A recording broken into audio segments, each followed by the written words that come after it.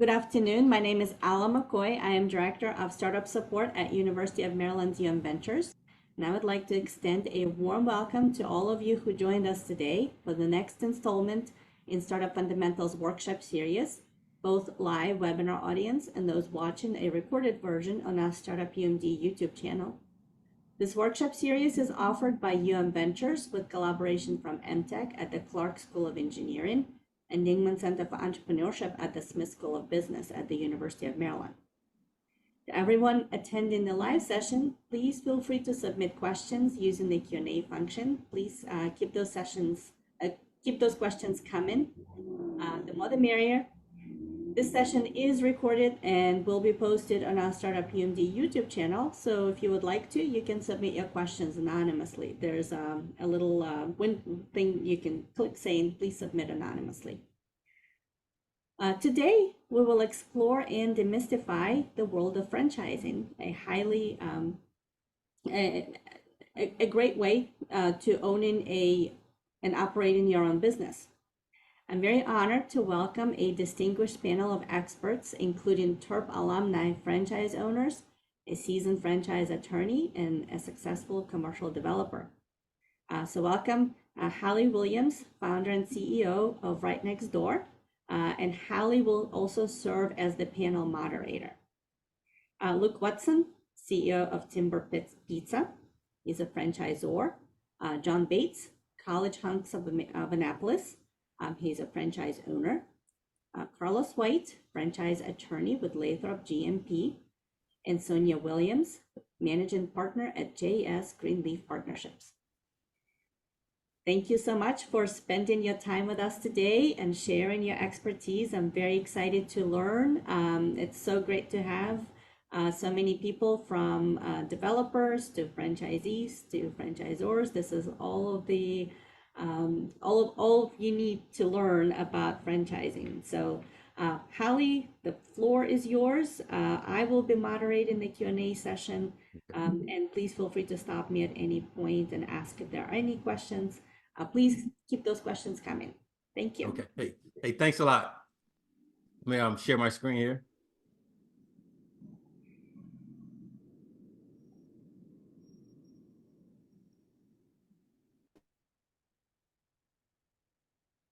Welcome to the call today. We're gonna, as we shared, is that definitely if you have any questions, don't hesitate to put them in the chat or raise your hand and we'll address them. Or at the end, we have a Q&A session. So my name's Hallie Williams, founder of Right Next Door, Maryland alum. My family is, my wife went to the College of Education. My son, computer science department. I did the engineering department at the University of Maryland, A. James Clark. So if you can, please screenshot it or sign in so we can, if you have any questions or follow-ups, we can reach out to you to address any things that comes up, things you might have heard on the call today. And I'll put the QR code at the end also. All right. As you guys know, the world is changing in ways that now require everyone to think like an entrepreneur. Problems, opportunity, needs, or gaps in the environment. And so as entrepreneurs, our job to find problem solutions to address those. Especially in the climate today, you know, with inflation, with a lot of the baby boomers looking to retire, a lot of folks are looking to pursue their passion or pivot. And that's some of the things that we've seen here at these other workshops here at the University of Maryland with entrepreneurship. We're hearing from alumni is that they want to know what are different opportunities for them to pursue their passion. And one way to do that is through franchising. I always share with people, franchise is just a business model that's used to scale. You usually have an original entrepreneur come up with an idea, concept that they want to grow.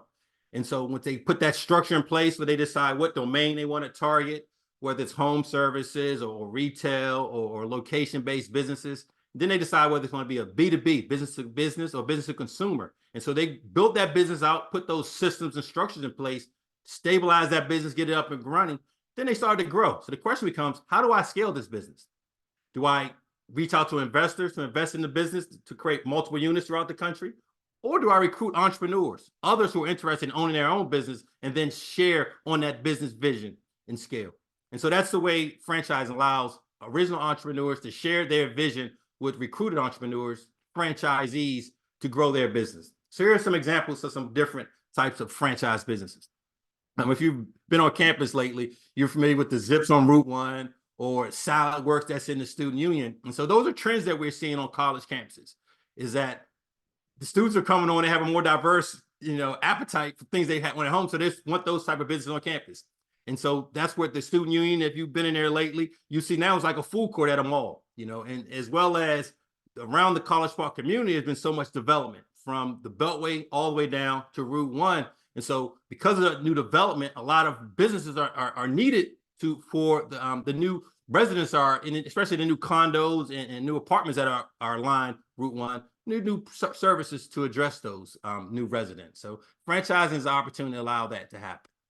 All right. If you guys want to follow us, rightnextdoor.biz is a way you can see also some other franchises.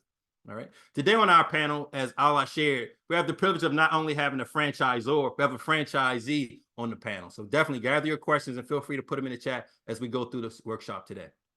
All right. So as I shared with you, franchising is the business method to scale a business, whereas the franchise is the actual entity. And so when you talk about a franchise business, that means they have a common branding, licensing, logo. So whether you're here in the College Park, DC area, or if you're in Dallas or in LA on the West Coast, there's certain things you expect when you see that brand and logo, some expectations. So that's the key difference between franchising and a franchise entity. Right? Some of the key players, as you think about this, as I shared with you, is that original entrepreneur. That's that franchisor. And I share with people all the time is that make sure you understand the language of the industry, because when you're presenting yourself, you have to be clear on what role you like to play in this industry. So the franchisor is the person that came with that original idea or concept, have the ideal customer that they think will need their product or service offerings. And then they recruit entrepreneurs. And so that's what a franchisee is, a business partner who's now decided, hey, I think that I would like to bring that business opportunity to my local community and then execute on that vision. And there's different ways you execute. You can be an owner-operator where you're hands-on inside the business, or now a lot of folks are now pivoting to an executive model where you're now hiring a general manager to execute on a business and you're managing the dashboards or growing that business to have multiple locations throughout the country. So that's the key difference between a franchisor and a franchisee. Next, there are other players in this ecosystem. And one I share with people all the time is that before you start to build out that business, you need to incorporate an attorney. In franchising, they call it a franchise attorney, but you either want to have access to an attorney or a legal service to help make sure that you're designing that business correctly, that you're thought about the legality of, especially if you're purchasing a business, what are the operating agreements, what are your expectations, who are all the different players that are going to be on your investment team. And so you want an attorney to help you think about that as you build out your business. And then my role, I'm a franchise consultant here right next door. And my role in this ecosystem is just a connector.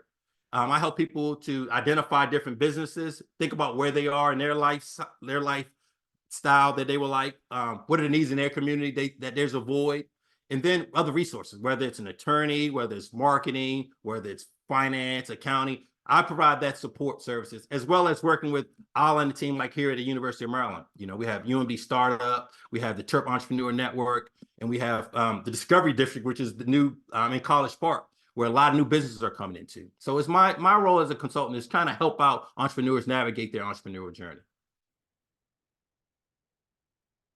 All right, any questions in the chat? Next are the key deliverables. And I always like to share with people the things that you need to consider when you're pursuing franchising. The beauty of franchising is it's controlled, managed and monitored at the federal level and at the state level. When we talk about the federal level, the Federal Trade Commission requires all franchisors to provide a franchise disclosure document, kind of like a prospective you would buy a stock or a bond. And the FDD, and you'll see in the next slide, consists of 23 items. The beauty of having an FDD is that when you want to do a comparison across multiple businesses, it's apples to apples, because each of the different franchise businesses have to provide an FDD.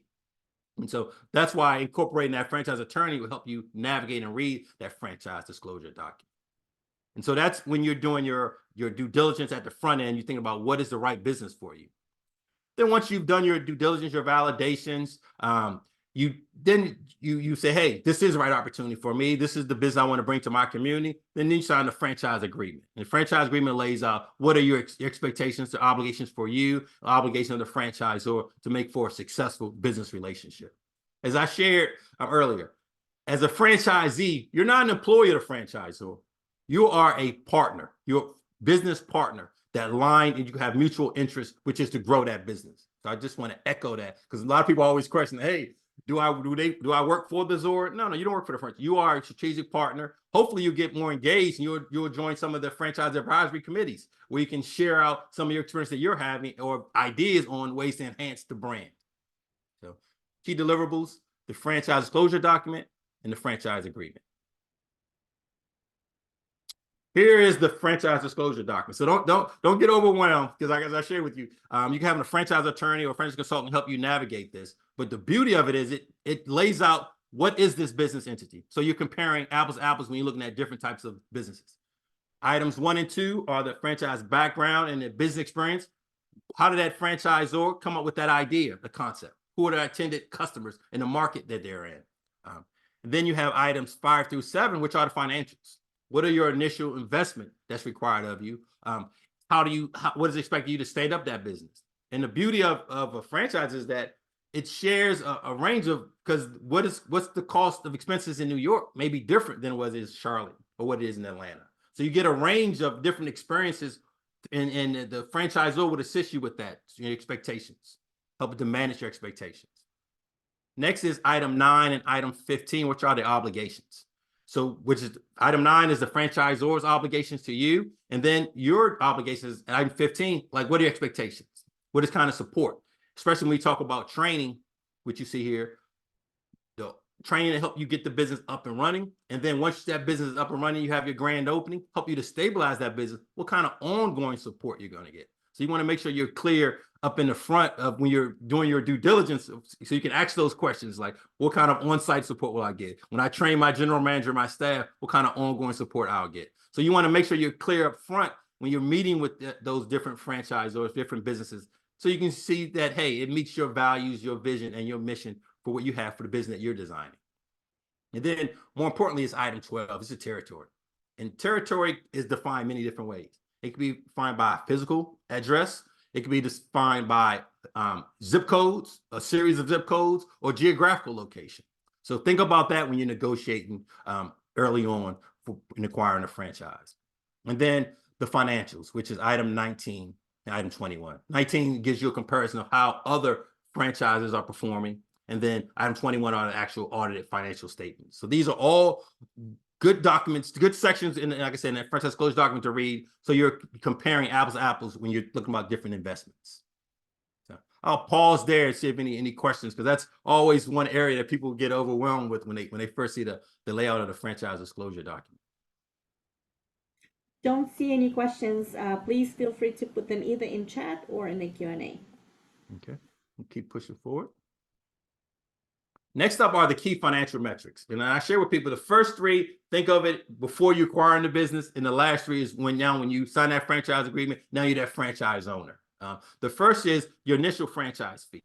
And so part of that initial franchise fee is that when you acquiring the business, so now that's your asset. Now you own that asset in your territorial location, which you can one day sell, especially if that asset's, once you stabilize and start to grow that business. I tell people every time, you have to have a number that's your exit to Florida, so to speak. So the initial franchise fee allows you to acquire that business, provides you the training and support to get that business up and running and stabilize that business. And then the all-in expense. What is the expense that's required you to get that business running? To buy your supplies, your resources that you need for day one. And then liquidity. And this is the people oftentimes get overwhelmed when they hear a business franchisor share out why we need liquidity, why we need cash reserves. Because expectation is, and when we know through business experiences, that 3 years is really that time. You can stabilize that business in those 36 months, you're on a path to more stability. And so the franchisor will require that you have X dollars in cash reserve just to stand up that business part time. Now that funds is not going to the franchisor. That's required for you to invest back into that business. So I want that to be clear. So all expenses is required for you to stabilize that business up and running. Your cash reserve is what you need to keep that business afloat. All right. Then the next 3 metrics are when you actually own the business. And part of franchising is revenue sharing. And so part of that revenue sharing is paying a royalty fee to have access to the licensing, the marketing, the global marketing support for television ads or print ads and things of that nature. Marketing ad fees, and then the financial term. You decide, hey, I want to start out with 7-year, 10-year term. Some franchise agreements are negotiable. Some are pretty hard to find. But that's requires you to think with the end in mind when it comes to, okay, if I'm acquiring this business, I'm on a franchise term for 10 years. When should I be stable? When should I stabilize that business? How would I perform? And then at the end of your term, you have to decide, do you want to scale and grow, acquire multiple units or multiple territories, or complementary brands to your existing business? Things to think about during your franchise term. All right. Next up is just a high level of the journey I just described. First up, you as an entrepreneur or aspiring entrepreneur, you start your discovery process. Hey, what brands am I interested in? Business to business, business to consumer. You start out with 10 to 5 brands. You'll narrow that down. And then you do the intro call. You start to meet the franchisors, review the franchise disclosure documents, start your validation process. Which and I share with people all the time. It's the C-suite validation. So with the CEO, you want to go through management reports. The CFO, you want to do the financial reports. COO, operating agreements, operating systems, distribution channels, supply chains. The CGO, Chief Growth Officer, or Chief Marketing, you want to see the vision for the business. Where are they going? Where are the markets they're targeting? Then the CTO is the technology system. What are systems in place? The point of sale systems, things of that nature. So that's all part of your due diligence of validation. Then signing the franchise agreement. And now, once you're up and running, now finding the right site for the location. And so that's where Sonia, who's on our panel, she's a commercial developer. She can share out some of her experiences that she's had working in that commercial development space. All right. Next is just to deliver. This is just those milestones to think about along that journey. Discovery day, as I shared, when you meet with that C-suite and you go through those validations that I just shared. And then decision day. It's sometimes called award day, and that's when, hey, you've done your due diligence. Hey, this is the business I want to acquire. And so then you sign that franchise agreement. And some franchises call it award day because now they're awarding you a franchise. And I share with people, it's a two-way interview. You're interviewing the business, make sure it's the right fit, but then they're interviewing you to make sure that you're the right steward for that brand in your local community. And so I always show people, when you're doing on your discovery day, you go as if you're preparing for an interview, not only with your question banks, but with sharing your vision for how you see that business entity in your community. And then, like I said, decision day is when I want to move forward with this, and you put your team in place, you have your finances in order, and so you move forward. All right. All right. So we talk about the different types of franchises. So one is a product distribution franchise. So when you think of them, think of like a gas station, think of a car dealership, or even a bottling company. If you live here in Prince George's County in Cheverly, the Pepsi bottling company, where they have one product and they execute on that one product. Whereas a business format is you're actually buying a business. You're buying some people oftentimes say a business in a box, where you're getting the brand, the logo, the operating manual for the operating system, and it's the do's and don'ts to make that business successful. You even have a list of who are the ideal customers. So the key difference between a product distribution and a business format franchise. And here are the different industries. So franchising cover all types of industries. Some things that I'll just share with you. Fact is that Maryland, the state of Maryland, is now ranked number 7 as far as franchise growth, which is huge.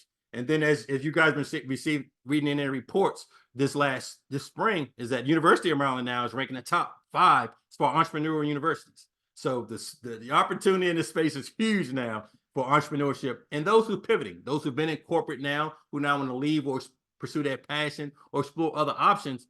Franchising allows you to do that.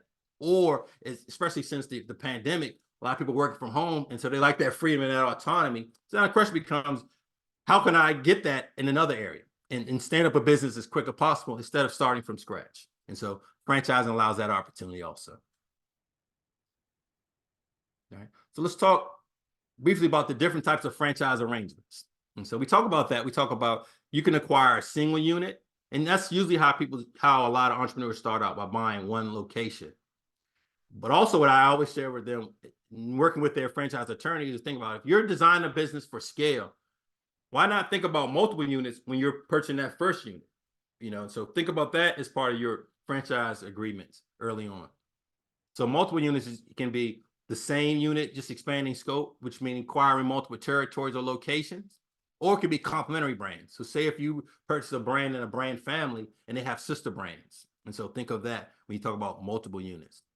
And then for a more a heavier financial profile, if you have a group of investors, you might want to go for area development, where you might acquire an entire state. And so now you're responsible for building out the different businesses in that state or larger territory. And then we have some instances with franchising as people have decided to take the master franchise approach, and where they've taken a US-based franchise business and taken it international. And I have a lot of clients. I even have a client I'm working with now, and so they're taking business here in the States, and now they're taking it back home. They came to the States and they want to take it back home. So this allows you as a master franchise agreement. If you think about McDonald's with Ray Kroc, I always share is that the McDonald brothers came with the idea, the concept.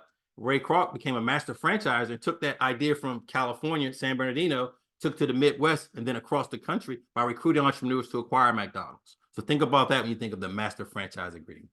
So these are the different financial plays that are available. All right. So here's the most important what people always talk about is the financing piece here. And so I always share with people some may say the 3 C's or the 5 C's. And so I always share with people, just take a step back. When you think about how to finance a business, is that true? You need to make sure that your credit is in good standing. You have collateral, or identify what collateral you have available, and then what cash flow you have available. But even more so, instead of thinking yourself as a solopreneur, think about other investors that you may want to include in your entrepreneurial venture. So and traditionally people have always thought about debt financing. Putting their house up, using a line of credit from their home. But I say before you do that, let's explore all the options that are available. So I'll walk briefly through some of the financing options. So when we talk about debt financing, we talk about the commercial bank, going out to Bank of America, Chase, Wells. That's when you're going out to them for a business loan. But you also have SBA finance. And the beauty of SBA is that there are different loan products. So the 7A is allowing you to acquire that business. The 504, which is very popular here in the DC area, Maria Bowser in DC has been really pushing this effort, is the 504 loan allows you not only to buy the land, but actually to buy the business. And it can go up to well over $2 million. So think about that when you think about acquiring a business. Then the express loans, a little bit more flexibility. They come in different flavors, $150,000, $250,000. So those are quickly less paperwork required for you to acquire the business. Then the dream loan, those for $350,000 above when you want to acquire a larger business. So think about that. And then M5 is for veterans. So that's the veteran flavor of the business acquisition loans. So think about this as you're designing your business. What are the different levers you can play? And think about your capital stack. You don't have to just have one type of financing vehicle. You can have an SBA and a commercial loan and self-fund. So think about that as you build out your business strategy. Next is alternative lenders. And so I call them fintechs, financial technology firms. With technology, we've seen that space has really grown. And the beauty of it is that there's 2 types of entrepreneurs. There's entrepreneurs that come up with ideas, the idea guys, and then there are the entrepreneurs that are the fun idea guys. And so in this fintech space, they're really entrepreneurs who are just in the interest of investing. And so a lot of them are investing in areas that they have a affinity or they have knowledge of or experience. And so they specifically target businesses and support businesses in domains that they have experience in. So alternative lenders are another vehicle to fund a business. And then the Old Faithful, leveraging your family and friends as a strategic partner in that business alliance. And then the other traditional credit cards and consumer credit. So those are different debt financing. When you think of debt, I mean, you're borrowing a set dollar amount with the term that you have to pay it back.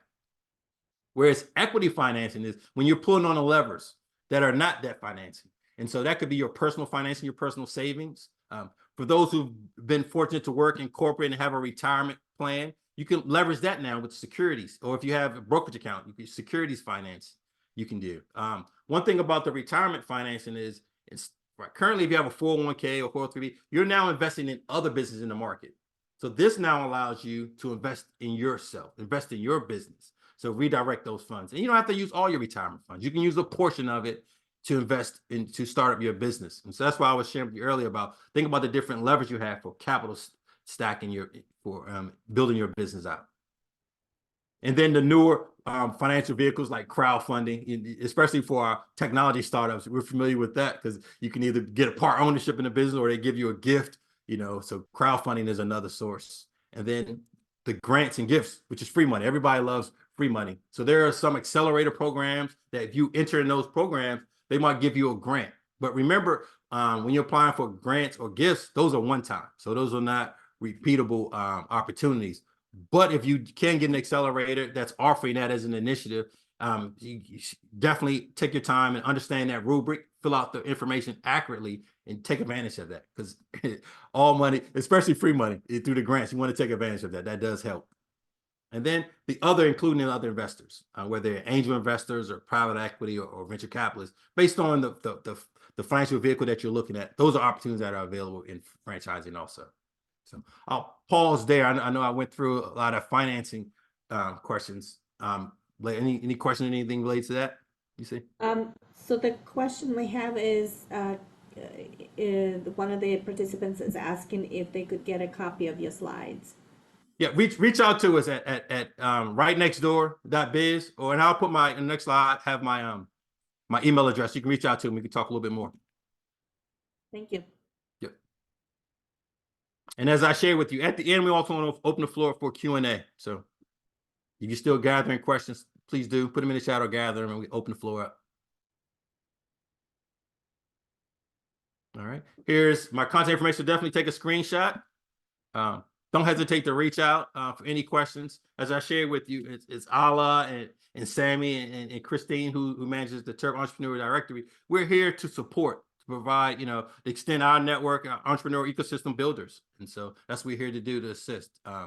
As I shared with you today, we have the privilege of having live case studies here as a franchisor and a franchisee coming up. So real quick, the floor is open for questions before we continue on. And don't hesitate. There are no bad questions, because trust me, if you're thinking of it, others are thinking of those so similar questions. Yeah, I just wanted to also offer, if anybody wants to ask a question via their mic, you can, there's a raise hand button at the bottom of your screen. You can click that and I can unmute your mic if you wish to do so. Hold on. Here's a question. What's your approach to cannabis business franchising? Yeah. So there are cannabis franchises. And so and that's the beauty of the panel today, is that I want you to think of franchising not only as a purchasing a franchise, but also becoming a franchisor.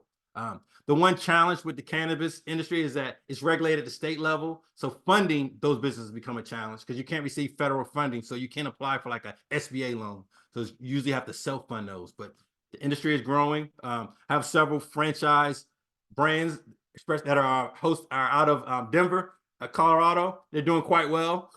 so no, definitely franchising, cannabis businesses and franchise are definitely a growing space. Thank you. Good question. Cool. So feel free, like I said, feel free to continue asking. Then we're going to pivot over. And next, I'm going to introduce Luke. We have, like I said, we have a franchisor and a franchisee today. So Luke, I want to open the panel. If you share a little bit your background, your Maryland experience, and a little bit about Timber Pizza. Yeah, absolutely. Thank you, Hallie. I really appreciate you helping set this up, including me, and appreciate obviously the Maryland Alumni Association for getting all this stuff set up. I would have loved to have something like this and hear something like this during college, so I'm very, very excited to be here. But yeah, anyway, my name is Luke Watson, and I'm the CEO of Timber Pizza Company. Timber Pizza Company is a limited service restaurant serving wood-fired pizzas, empanadas, salads, desserts, along with a full bar. So our aim is to be your neighborhood pizza shop, our neighborhood pizza shop that serves amazing experiences. We always say you can come in a tuxedo or sweatpants, and either way, you're going to be very comfortable. You can bring your family, you can bring a date night, you can bring your friends to have a happy hour. We really want to be that spot that people think of as their neighborhood restaurant. So yeah, that is our goal at Timber Pizza, and I think we're doing a pretty good job so far, and we got a lot of growth ahead of us. So a little bit about me and my story. I graduated undergrad from the Smith School in 2018. Immediately after that, I jumped into Marriott International. I was working at their corporate headquarters in Bethesda, and that's where I got introduced to franchising. So Marriott is one of the largest, if not the largest, franchisor in the world. 7,000 plus locations, hundreds of thousands of employees. So I really got to understand some of the benefits of franchising. And fortunately, at that job, at that role, I was working with our franchisees to identify their biggest pain points, working with our corporate office to come up with solution for those, and then bringing them to fruition. So I really started to understand the role of franchising, the role of a franchisor, and what their requirements are to make sure a business is successful, and the role of the franchisee. So that's really how I started things. After a few years of working at Marriott, I was fortunate enough to go through a pandemic. And I say fortunate enough, I know it was an incredibly hard time for the world, but I did actually end up having some free time on my hands. Working in corporate hospitality was not a great place to be during a pandemic, so I had some free time. And what that meant is I got to understand, hey, what do I really want to do with my life? Where do I want to be? And what work will support where I want to be in life. And I really realized, hey, I want to get into business on my own. So I started looking around. I started looking at franchises because I had known the value through Marriott. So I looked at, do I become a franchisee? Do I acquire a business, or do I start my own business? And what I ended up doing was acquiring a business. So I'll talk a little bit through, entrepreneurship through acquisition. But what I ended up doing was acquiring Timber Pizza. So Timber Pizza was started in 2014 as a food truck. It was started by two guys. As the story goes, they hated their jobs, but they loved pizza. So they went out, they bought a used wood-fired pizza oven and started serving at farmers markets, wineries, and breweries. And I officially bought it in 2021. So at the time that I purchased it, it had 2 restaurants and 2 food trucks. We now have 3 restaurants, 4 food trucks, and we have 4 restaurants opening this year. So again, we bought it with the intention of franchising this business. We have 4 franchise locations opening this year. And it really, again, franchising and some of the amazing benefits of franchising allows you to scale exponentially. So, I'll talk a little bit more through that. Hallie, do I continue on through these questions, or should I give a pause for any questions that might have come up through that? Yeah, you can continue to push through. I think Allah's going to monitor the chat. Okay, fantastic. I love the story. Amazing. Yeah. So, as I said, I want to talk a little bit through about the unique situation that I was in, right? I'm not a co-founder of Timber Pizza. I am now an owner because I bought the majority of the business from the owners. But again, I threw out a term, entrepreneurship through acquisition. So that's you becoming an entrepreneur by buying a company. You're not founding it. You are buying something that already exists. And there is tremendous benefit in that. And it relates to franchising. Franchising, you are buying a business in a box, as Hallie said earlier. You're buying a concept and running that. And there are some tremendous benefits to that. So buying a business, the benefits really come down to reduce risk. You have years of operating history to know that this business works or not. When I bought Timber Pizza, I had 6 years of financial statements to be able to look at and understand, is this a profitable business? And that helps you make a great decision. So the same principle works for franchising as well. Franchising, you have years of operating history contained in the FDD. You have years of operating history to look at and say, this is a business that makes sense to purchase. So reduced risk is one of the major factors of why you might consider, instead of starting your own business, buying a business. You also have a quicker path to profitability. Most businesses that you're going to buy are profitable, right? So you understand, hey, because I've done the due diligence, this business is profitable. Or at very least, you understand a road to profitability. So you have to balance with yourself and say, can I come into this business, add enough value, change things, make better what they're already doing to then turn and start to produce positive cash flow, which is the goal of every business. And then you have access to resources as well. So if you do the right things the right way, pick the right company, you have previous owners and founders. All the previous owners and founders have been doing this business, have been working in this business, on this business for a long time. They've learned a lot, they've made a lot of mistakes, and they can pass those learnings on to you. You have long-time employees, you have legacy knowledge. Training and hiring is a very expensive business. So as much as you can avoid that and maintain strong employees from previous ownership, that's a tremendous value to your business. And then finally, you have negotiating power and access to capital.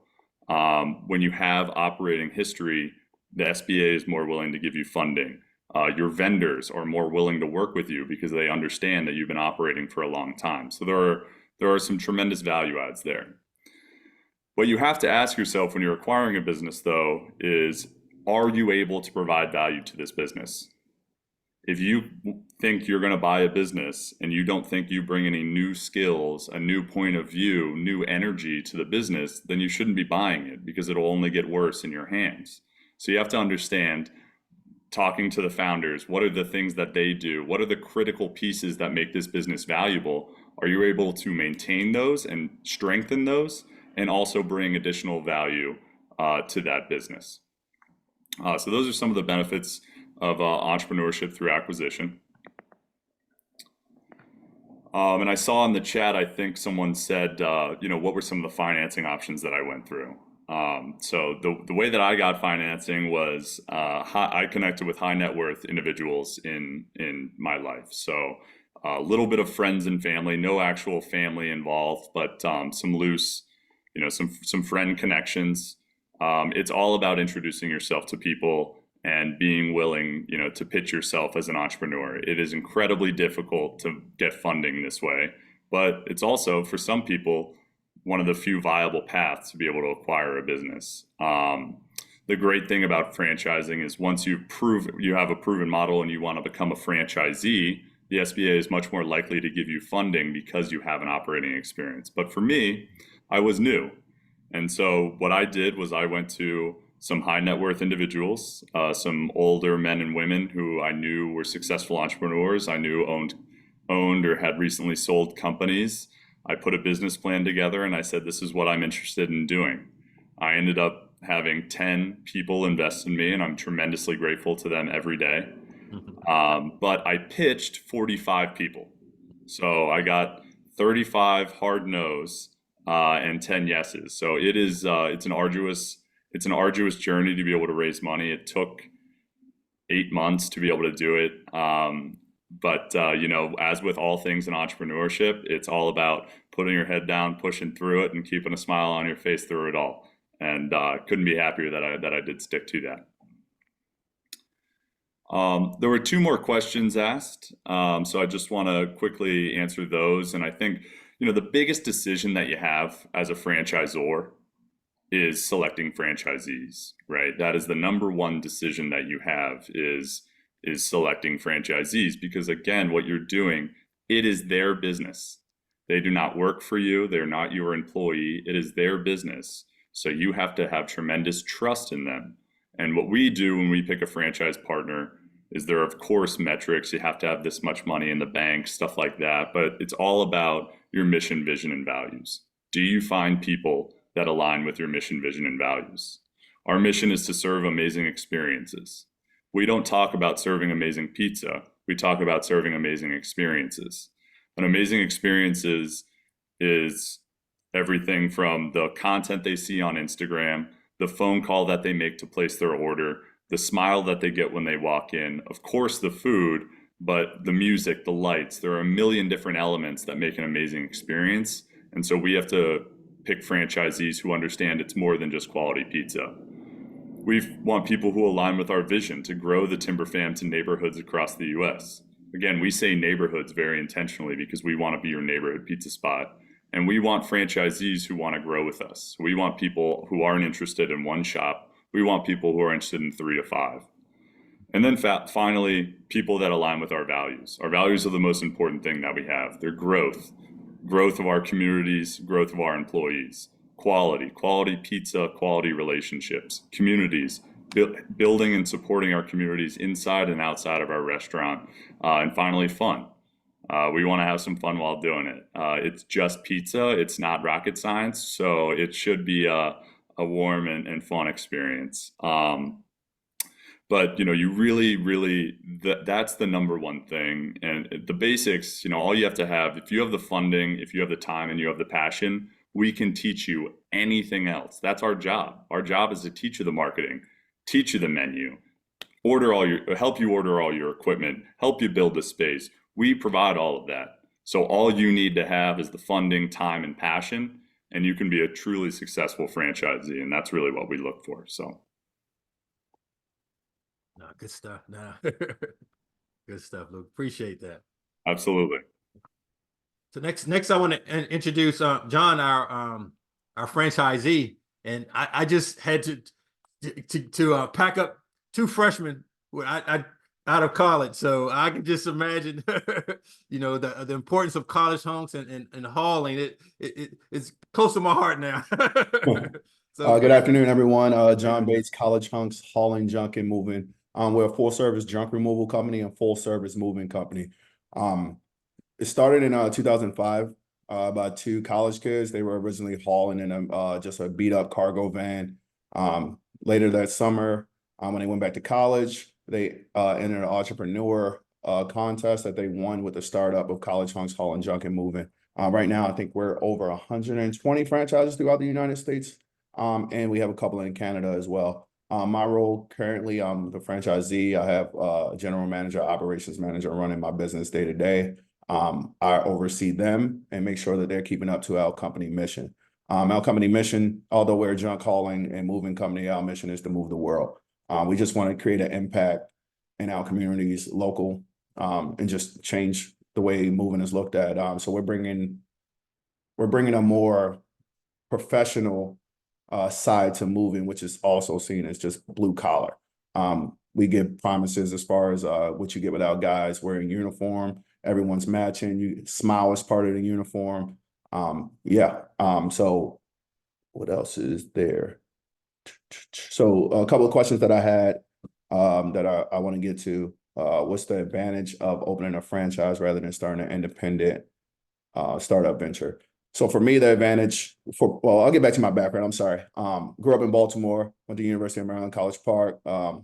Major was American Studies. It was not business at all. Upon finishing school, I worked at a competitor junk hauling company for a year. Then I ended up working at College Hunks. I started on the truck. I worked on the truck. Then I was the operations manager. And then I had the opportunity to purchase a franchise in 2016. So we've been in Annapolis since 2016. I believe this is almost year 8. So we've been grinding. Like Luke mentioned earlier, entrepreneurship and just franchise owning, it's just a roller coaster, ups and downs, ups and downs. He mentioned COVID, which hit a lot of businesses hard, the uncertainty of what's going on and how you will recover, and just the world. It was tough for everybody. So we learned a lot of things there. And one of the positives from COVID for us was that I specialize in creating systems. So the business was up and running for probably 2 or 3 years at that time. So our system was kind of flowing, and COVID made me go back in and reanalyze what's broken, what can get fixed, and just to adapt to the new times. So with that being said, an advantage of opening a franchise for me is that you have that support system. In a franchise system, someone has done every single thing that you could possibly be going through. So just communicating with your fellow Zs, joining mastermind groups. Mastermind groups is a group of franchise owners that get together. Well, for us, we get together twice a year, and we just kind of just dissect the business, almost like an interior audit. And we just look at things that we can work on and get better at. So just leaning on Zs, leaning on the franchisors and what they have in-house as far as franchise business coaches, and just following the plan. For me, I like the system. I like the processes. I do not like marketing. I'm not a big sales guy. So having that, those departments through corporate to kind of help guide so that I can focus on the things that I like. Obviously, you got to do the things that you don't like, but I could spend less time marketing because I know that through the franchise, I have people in marketing that can kind of just guide us and tell us the plan so that we can just go right into it. And I can get back to doing the things that I love. When I was selecting a franchise, the biggest thing for me was just the feel from the franchisors. Like like Luke said, you're in a partnership. Are these people you can be in a partnership with? How's the team? How's the franchise business coaches, the sales reps? Like, and it's all feel for me. I'm big on feel. I got a good vibe from them. Obviously, I worked there for probably, well, I think it was like 6 or 7 years. So I kind of had a good feel for the interior, but also just with College Hunks, the family feel of franchising was just there for me. I knew the system and I just needed to be guided in other areas. The franchise business model, what attracted me to the franchise business model? I mentioned it a little bit earlier, just having people to guide you into those necessary parts, like big step for me. Like I said, I didn't know too much about marketing, and just having a franchise there to tell me, hey, this is what is expected for marketing. This is how much you should spend for marketing. This is what worked in the past for different franchises. It may work for you. It may not work for you. And like I said, just being in a franchise system with 100 other franchises, someone has always pretty much done what I'm going through. So I'm able to pull from different sources as far as and getting data from those different markets to kind of adapt to my market as well. The biggest lesson that I have for anyone interested in franchising, I would say networking. When I first started, I did not want to network. I'm not going to lie to you. Like I said, I'm systems. I like head down, work, grind, get it done. And then I slowly started networking, finding just different groups of people that I can kind of relate to kind of help expand my business. When I say networking, I'm not saying just go out there and just join every single group. You gotta find the group that's good for you. And luckily, I was able to find a group in Annapolis that kind of everyone had the similar values to me. And we just connect. And from that networking group of 15 people, I was able to branch into so many different areas, just networking throughout and able to help with financing or any loans or anything that we needed moving forward. And those are all the questions that I had. We can jump into some of the Q&A, I guess. Yeah. Yeah, we have quite a few questions in the Q&A. I'll start with this one from Lindsay. For entrepreneurs starting something they might franchise, are there any big do's or don'ts that will make it a lot easier to franchise later? So the way the question is structured, I'm guessing it's kind of like, what should you do to build into franchising? I think Luke and Holly mentioned it earlier, just credit is a good thing to stay focused on. Even the little things, you just kind of don't live outside your means. I'm not saying don't spend money, don't have fun, but just kind of keep it controlled. Little things can come back especially when you're going through loan situations or trying to get loans. You just want to kind of build that history of being able to live affordable and pay your debt. So I think that's one of the big do's. Just stay controlled in that environment. Yeah, I echo that financial prudence, and then the other part is when you think about designing a business, really think about what does that look like, what I mean, as far as scale and scope, be open and think about how you want to grow, because the products and services are already defined. The Zor knows what products and services they're offering. They know who the ideal customer profile is. So your job is to just think about how you want to design and grow that business. So, anything else you want to add to that, Luke?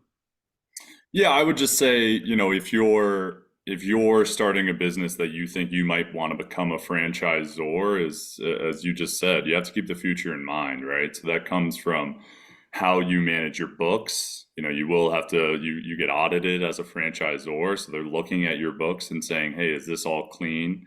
So you have to manage your books in the right way, as you both just said. You have to say, hey, is this a scalable concept, right? For a lot of entrepreneurs, a lot of founders, they become the business. And if you're the business, you're not scalable. There's only one of you. So you have to realize, am I building a company? Am I adding on the right team? And do I have a product that can serve multiple markets if you're not there? So I would say is the biggest consideration. And to echo Luke there, like when you're looking at a franchise, and it's not something that's necessary, but you definitely want to be passionate about whatever you're doing. It's a lot easier to go to work and to grind through the roller coaster when you love what you're doing, because there will be roller coasters. Some months you'll be super high, some months you'll be low. And if you love the work, the lows won't feel as low. So I would personally buy into things I'm interested in and kind of keep keep at it, because it just helps, because that will be a mental roller coaster. That's good insight. Any other, Ala, thank should we you. push forward? Yeah, we have a few more if you have Okay, time. cool. Yep. Yeah. Okay. Let's see. I launched a local juice operation that serves community events, and I'm thinking about franchising in the future as a path to scale. What is the process of becoming a franchisor? Yep. It's a big question. I guess I'll take this one because I just became a franchisor not too long ago, but I'm sure Carlos, you can add to this as well. There's a couple things. So I would say one of the biggest things is building your franchise disclosure document and getting your franchise agreement stood up. So you'll work with an attorney to do that. And I'll let Carlos expand on that. But, really, I think the number one thing when deciding should I become a franchisor is you have to be properly capitalized. You have to invest now for your business next year.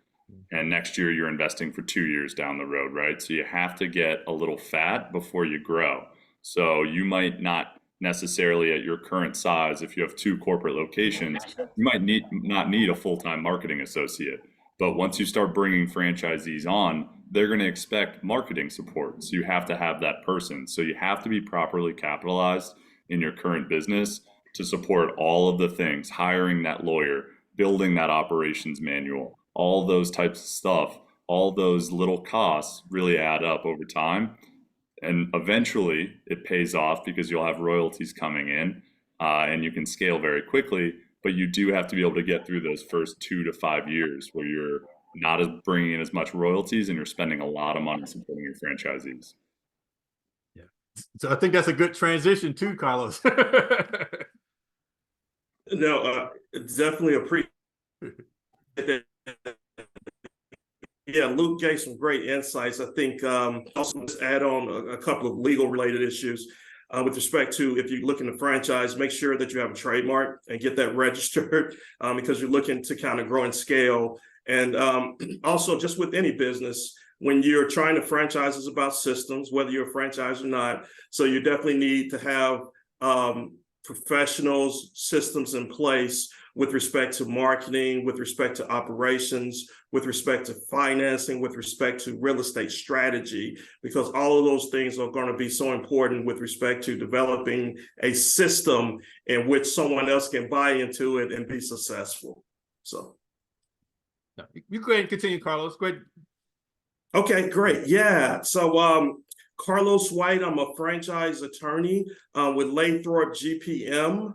70% of my practice is representing franchisors, whether they're a startup or mature franchisor. So I've created numerous franchise disclosure documents that Hallie has just mentioned.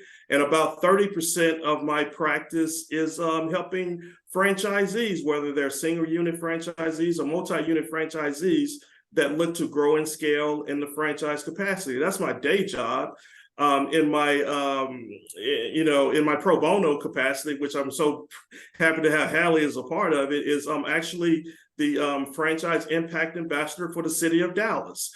I was appointed by the mayor a couple of years ago because Dallas is a global hub with respect to franchising. We have a lot of large franchisors as well as a lot of franchisees. So one of the things that we love franchising in Dallas as well as in Maryland. So we want to create that ecosystem so people can tap in and to be successful.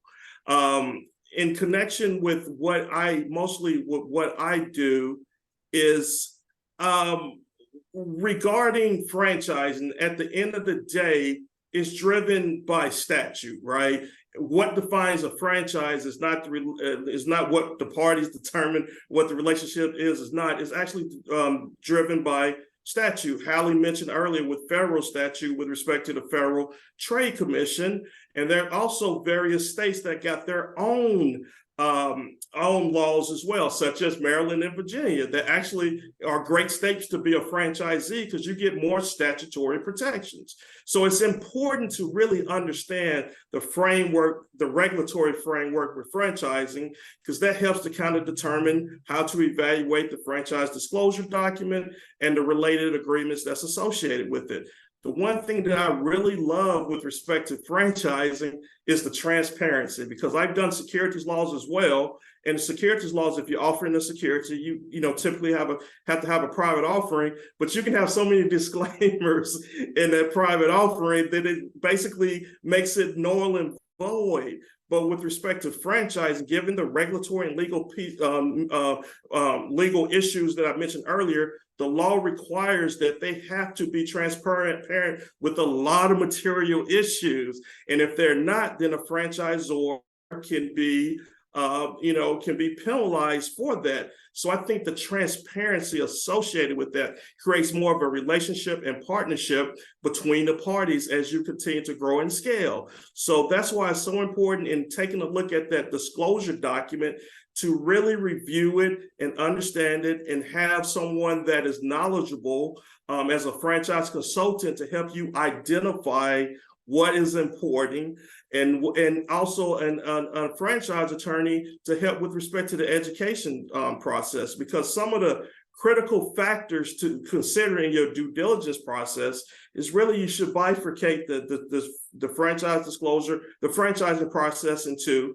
okay, evaluation, and then once you after evaluation, operations. So it's important the things that Hallie brought up initially about those 23 items to focus in on those particular items, because that's very important to help you develop a business plan that's going to help you really grow and scale that business as a franchisee.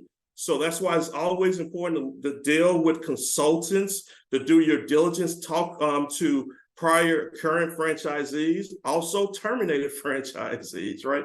To get information related to that. Also have even if they provide, a franchisor provides financial performance representation, it's important to note that those representations may come from the company or for franchisees that's been operating for more than 1 year. So it's important to get that type of information so that you can be successful, and it's more of an apples to apples comparison. I think some of the unexpected challenges that clients face is not recognizing that franchising is not siloed, right? You're going to need a team of individuals and professionals to assist. And I know from a franchise attorney standpoint, you really need a strong transactional attorney that understands not only franchising, but also understands corporate law and securities law. Why is that important?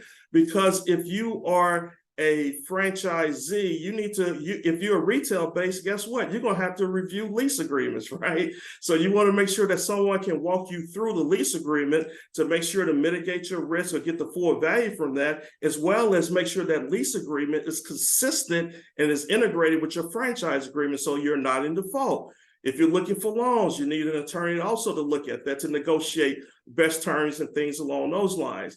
Also, utilize is not sign the franchise agreement, put it away. No, the franchisor has built their business model. They've been successful off of their system. So the franchise agreement is the compliance guidebook, right? So we need to make sure that the franchisees understand those terms so that they can be successful and that they can make sure to protect their investment so that it's beneficial for the franchisee as well as the franchisor. So I'll close basically in saying I think franchising is one of the best mechanisms to grow and scale, whether you're a franchisor or a franchisee.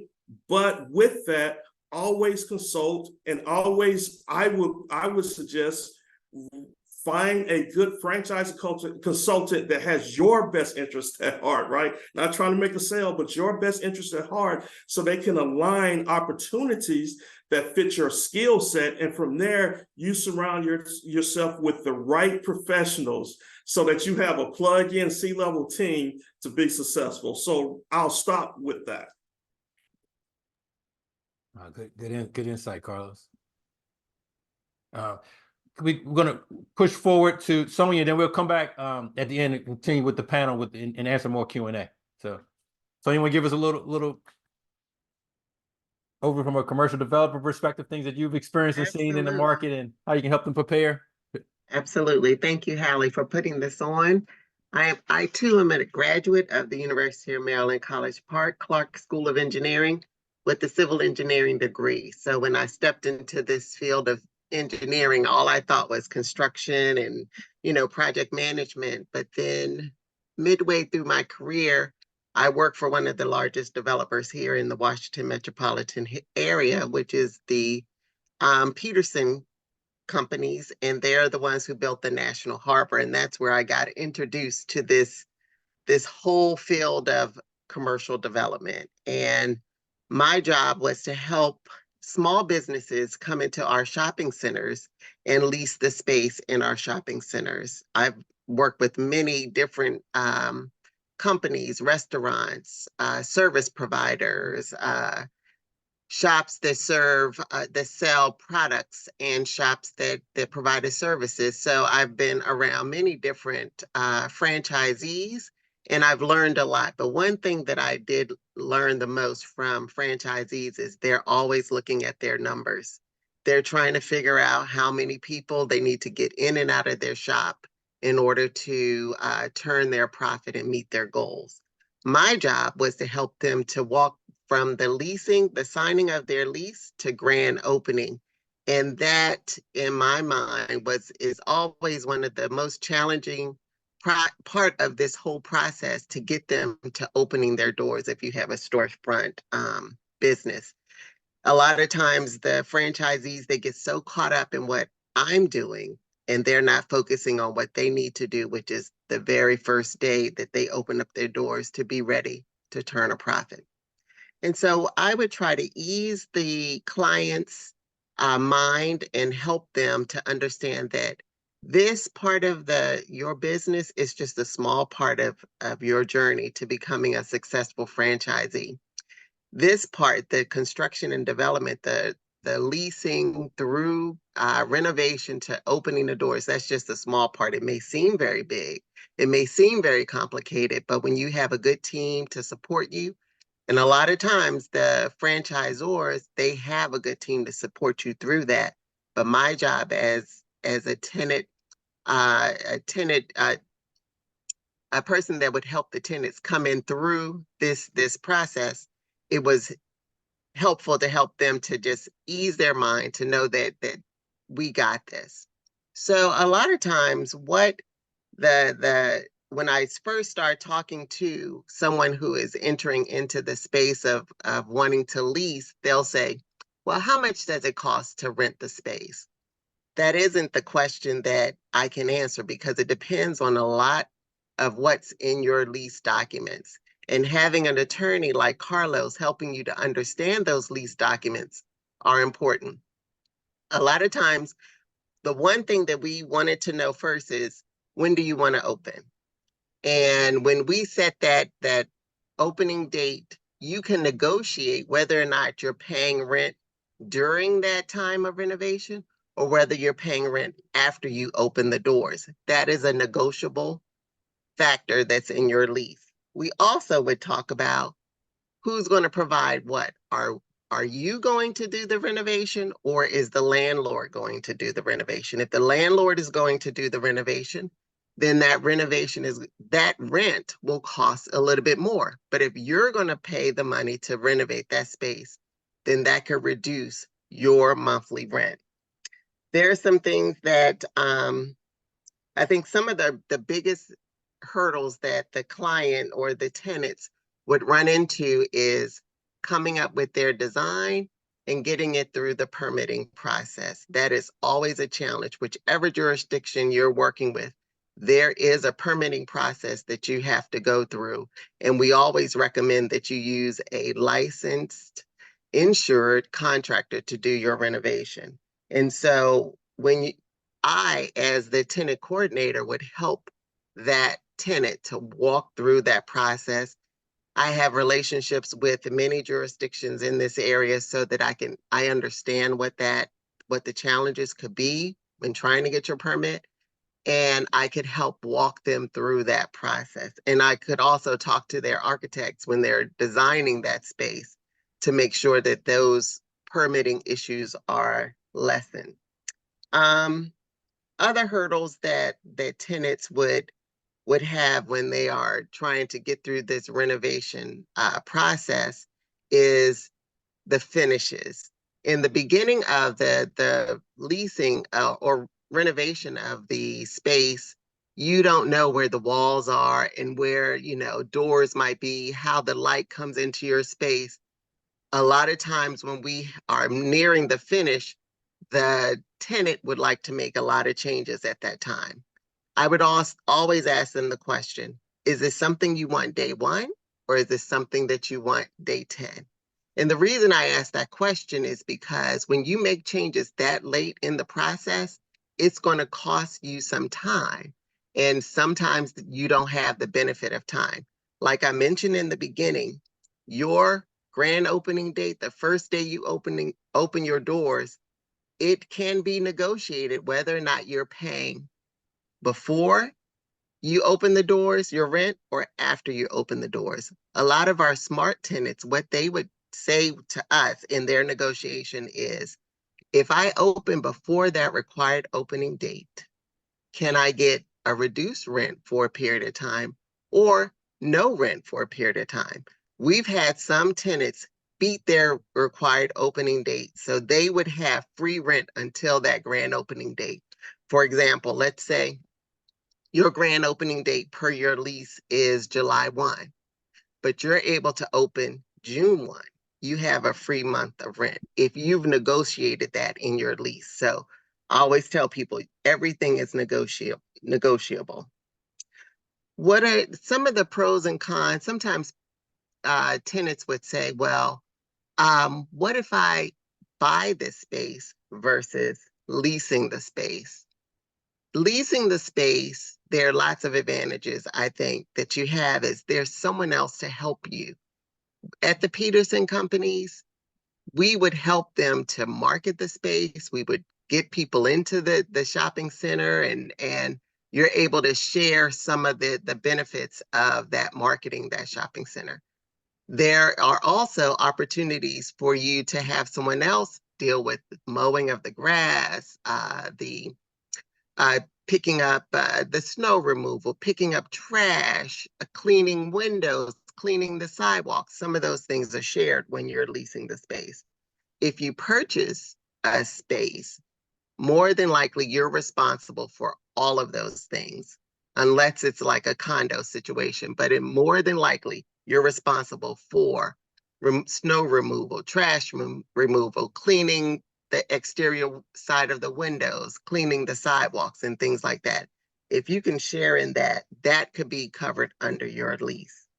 One of the other questions that I wanted to answer is, what would you recommend a business owner do when trying to prepare to work with someone who can help walk them through this renovation?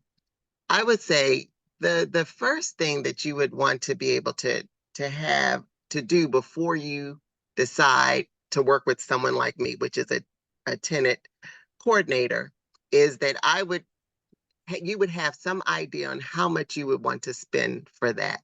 The value of my service, it's very valuable because we take a lot of the challenges off of your hands. But if you can't afford to pay someone to do that, the alternative is you will be spending that time yourself in coordinating with your architect, coordinating with permitting, coordinating with your tenant, your landlord, I'm sorry, coordinating with your contractor. My role, what I do at JS Greenleaf is we act as your project manager. From the moment you get that lease to the time you open the door, we work with your architects, your contractors, the permitting process, your landlord, to fully understand what your lease is required in your lease to make sure that you check all those boxes off so that you get the biggest bang for your buck. I've done it for, like I mentioned, restaurants, service providers, people that sell products, and I have a lot of experience that you get to lean on in order to make your project successful. Because when you sign that lease, the time to get to grand opening has started. And you want to make sure you meet that date, not only to meet the landlord's requirements, but also to get those cash registers ringing as quickly as possible. So Hallie, I'll turn it back over to you. No, that's good discussion, and I'd like to pull you in and Luke in because that whole discussion on finding the location, because people think I want a location right down the street from my house, and it might not be the right fit. You know what I mean? So can you guys discuss what are those conversations like with entrepreneurs when finding that right location where they can have the right foot traffic or complementary businesses in the same location? So Yeah, so it depends on the type of service your business is providing. In some cases, you need to have that foot traffic because you want people to just walk right in. For example, to sell pizza, you want people to just walk right in off the street. They're hungry, they're going to go get pizza. But if you're an attorney or if you're a dentist or I think dental more than eyewear, some of those things, especially if you're a solopreneur, you don't want people just showing up saying, hey, I want this tooth fixed. You want to set appointments and schedule them to come in. So it really depends on what type of traffic, what type of customer base that you're serving. That will determine first the type of location that you're looking for. Luke, you want to add in onto that? Yeah, I would just say from a franchisor perspective, it's your job, again, one, to find partners who are willing to take your advice on locations. I think especially in the restaurant space, a lot of people eat at restaurants, so they therefore think they know the business of restaurants, and that is not always the case. So you have to find people who trust when you say, hey, that's not a great location for our service, they trust that.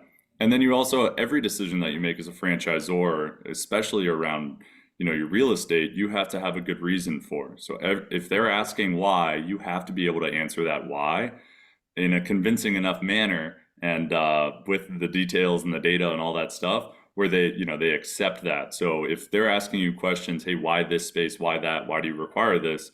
And you don't have good answers for those things, you need to take those questions, sit down and come up with some good answers, or change the answer that you're giving to make sense. So I think that goes with real estate as well. Absolutely. And the other thing you want to look at is competition and complementary. So if you are a pizza location, you don't want to put your restaurant, your new restaurant, in a similar location that's going to sell something that's similar to yours, especially when it comes to nails, or if you're selling candles, you don't want to be sitting right next to your competition. You want to look at areas where there are complementary businesses. For example, if you are a hairdresser, you may want to be near a store that has makeup because you will share in those clients. If you're into fitness and you're selling fitness wear, you want to be right next to a gym or somewhere that's close by because you want those people to just walk by. So you try to look at competition and complementary services, and that also helps to make your decision when you're choosing your space. No, good insight. Hey, Ala, you want to go back to those initial questions or statements in the chat? Yeah, absolutely. Thank you. Okay. This has been such a great discussion. We have about 15 minutes for questions. So this one is actually for Luke, but I think maybe a few others could also jump in. Is what key players and systems do you rely on to ensure various locations and trucks are operating successfully? Yeah, absolutely great question. So I think restaurants specifically, I could just point to our operators and say your operators are your most important people at your restaurants, right? Your director of operations, stuff like that. But I think looking at it more broadly across franchising, I think that as with any business, but franchising specifically, you have to find people on your team who fill your gaps. So if you're not good at something, and I think John, you said earlier, the marketing isn't for you, right? But you found a brand with incredibly good marketing so that you can excel at what you excel at. And I think building any team, building any company, it's all about finding complementary people and accepting the fact that they are more educated or better at things than you, which as an owner is not always the easiest thing to do. But you got to check that ego and rely on really great team members so that you form one really great unit. So For me, again, in the restaurant space, that is my operators. I'm not a chef, so having a great chef, having a head of operations, stuff like that, is really important for us. Thank Hey, you. hey, John, how much flexibility on your vendors do they offer you under your franchise agreement? I'm sorry, can you repeat? I said, how much flexibility do they offer? Are you offered under with partnering with other vendors? Okay, yeah. So for college hunts, we're actually open with vendors. The franchisors recommends a bunch of vendors, which is great for when you're starting out. But once I wanted to start branching out into the community, I kind of switched from those just national vendors to more local vendors, just because like it's just a form of networking. If I'm using your product locally, we're in conversations all the time locally when I'm ordering from you every month. And that actually turns into business for me. So, and there's also just that local connection. I actually like keeping the money inside the state and I just feel better about it. So, yeah. Good stuff. Any Thank any you. others, Al? Well, actually, there's a question that you answered by typing, but I think, Hallie, I think this would be a great question for everyone to hear the answer to. So you mentioned a 3-year turn to profitability. Are there any good metrics we should consider when considering potential profit margins for franchisees? I'm trying to gauge what's realistic. And it could be answered by multiple, because I know multiple industries have different profit margins that would be standard. So, yeah, if we're just talking strictly for money, that's a little easier, just because your P&L will kind of break that down for you when you're profitable. For me, it was more mission based, and you're just kind of a good metric is what you find important for your business specifically. Like, what's your first year goal? What's your second year goal? What's your third year goal? I think looking at it that way rather than money is it's probably a better way and just easy and manageable, especially in those beginning months, because it's rare to be profitable in that first 5-6 months. College hunks, we're a little different. You can get profitable fairly quickly, just because the business that we're in. For me personally, I think I was around 4 months before I broke even. And if I didn't look at it from a personal accomplishment or a personal goal for those first 4 months, it would have just drove me crazy, because you just see you're losing money, losing money, losing money. But for me, just the brand recognition throughout the county, when you're going out to these networking events, when you're going out to dinner, the guys are getting lunch and people are just constantly mentioning the brand. So that's kind of how I gauged our success in those first couple months. And that was kind of where, yeah, rather than just money and just profit margins that way. So I guess the long story short is try to look outside of money, just because it's not going to be there for the first couple months. You just got to take your small wins when you could. Yep, thank you. Luke, did you want to add? Yeah, I think the only thing, to really add is that, as Hallie and Carlos and kind of the whole team has said, is just look at, other FDDs, right? That's the point of the FDD, is that you can compare multiple brands. So once, as John said, once you have, where do you want to be in 5 years? Really think about 5-year, your 10-year plan, your life goals, and then look at a bunch of different brands and say, hey, based on other operators and how they're doing, what best helps me achieve my life goals. So I think that's the best way to do it. Thank you. Let's see. Here's a question. I am in the Greenwood district in Hagerstown, Maryland. We're looking to attract franchisees, I guess, to our neighborhood. I don't know if it's franchises to our neighborhood. What are the best channels to attract franchises looking to expand to new locations? We have prime locations near newly constructed multi-use stadium, Maryland Theater and Sports Complex. So I'll take that on. Being in the real estate, on the real estate side, I think it's what you're trying to do is market your district, your area. And so and I think Hallie can confirm, a lot of the franchisors, they're able to help you to understand whether or not it's a good fit. But in order for you to have the conversation, you need to tell them what assets you're bringing to the table. What is it? Traffic during the day? Is it traffic during the night? Is it young community and older community? being able to tell your story is the most important thing. When we, as a landlord, look at potential franchises, we're looking at, we know what our market will serve. Some shopping centers, they would have daytime traffic because there are lots of office buildings around. Others would be nighttime traffic because there are more homes.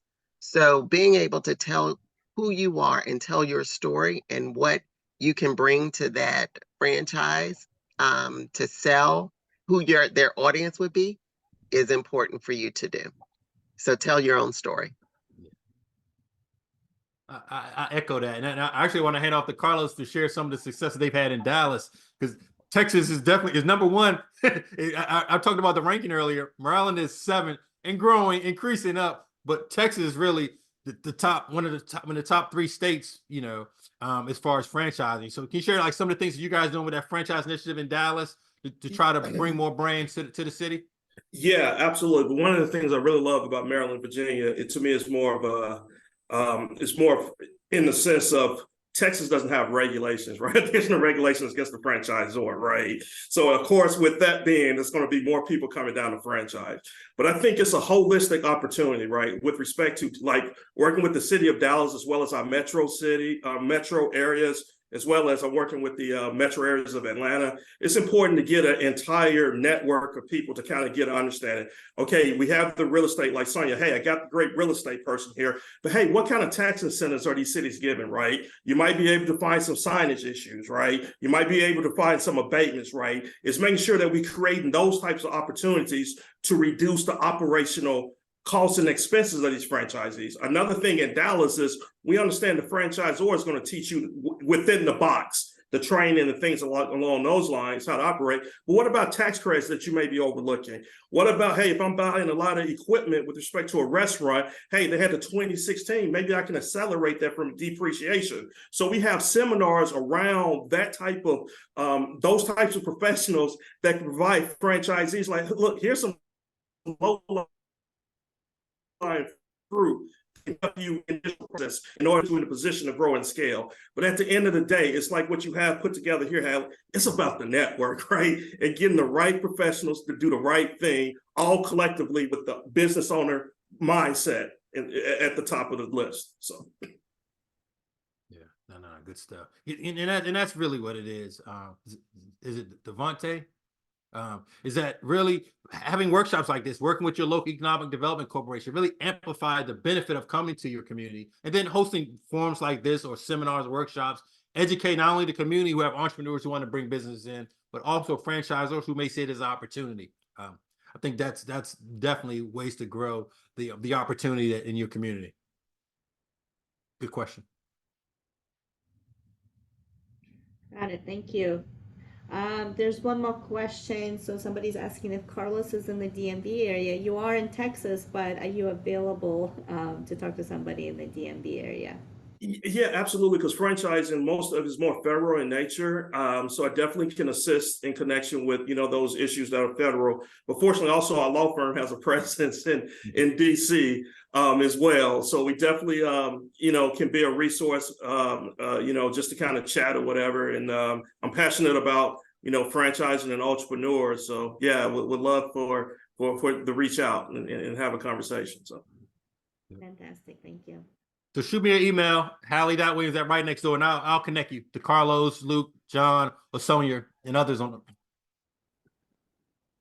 Yeah, and just to add on to that, anyone listening or hearing this after the fact, I'm DC based, I'm a Terp, and I love helping entrepreneurs. So whether or not you're interested in franchising or anything else in the entrepreneurial world, please reach out. I'm always happy to talk.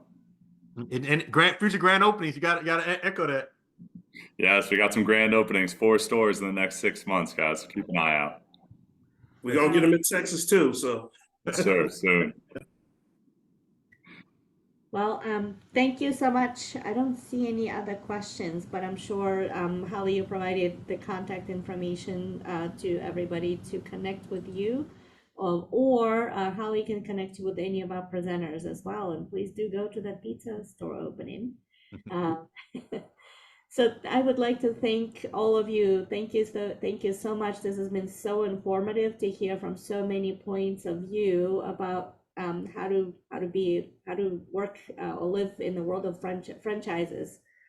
This is a great way, great step into entrepreneurship world, and I hope that some of the people in the from the attendees will connect with Hallie and with everybody else here for further steps if you are interested.